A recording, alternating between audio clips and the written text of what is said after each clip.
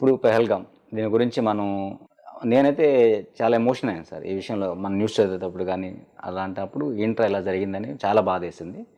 First of all సామాన్యుల మీద ఇప్పటివరకు అయితే ఇప్పుడు జరిగింది చరిత్రలో ఎప్పుడైనా ఉందా సార్ ఇట్లా సామాన్యుల మీద జరగడం? ఇది మొట్టమొదటిసారి జరిగింది సార్. చాలా దుర్మార్గమైన చర్య. అక్కడికి వెళ్ళిన సాధారణ విహారయాత్రకు వెళ్ళిన పౌరుల్ని పెహల్గామ్ని మినీ స్విట్జర్లాండ్ అని కూడా అంటారు. ఒక చిన్న వ్యాలీ అది, బైసారన్ ఏదో పేరుంది. దానికి నార్మల్గా వెళ్తారు. దాన్ని ఏంది అక్కడ, దానివల్ల అక్కడ కాశ్మీరీ వాళ్ళ ఎకానమీ అంతా టూరిజం మీదే జరుగుతుంది, మొత్తం పర్యాటక రంగం మీద. వీళ్ళు ఎంత దుర్మార్గం చేశారంటే సాధారణ అమాయకులైన టూరిస్టుల మీద కాల్పులు జరిపారు. అది కూడా ఏంది, వాళ్ళ మతం అడిగి.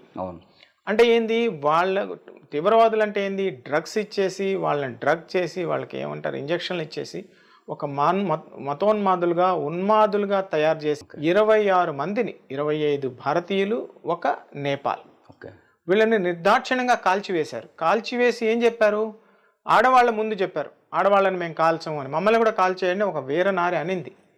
ఎంత దౌర్భాగ్యమైన దుర్మార్గమైన ఘటన మనం ఊహించగలమా? మనసులు కలిచివేస్తాయి. ఇది ఒక పెద్ద కుట్ర. దానికి పాకిస్తాన్ సహకరించడం, పెంచి పోషించడం ప్రభుత్వం కానీ ప్రజలు కానీ తట్టుకోలేకపోయారు. ప్రజల నుంచి విపరీతమైన ఆలోచన వచ్చింది ప్రభుత్వానికి, ఈసారి మాత్రం ఉపేక్షించేది లేదు, వీళ్ళకి తగిన బుద్ధి చెప్పాలి.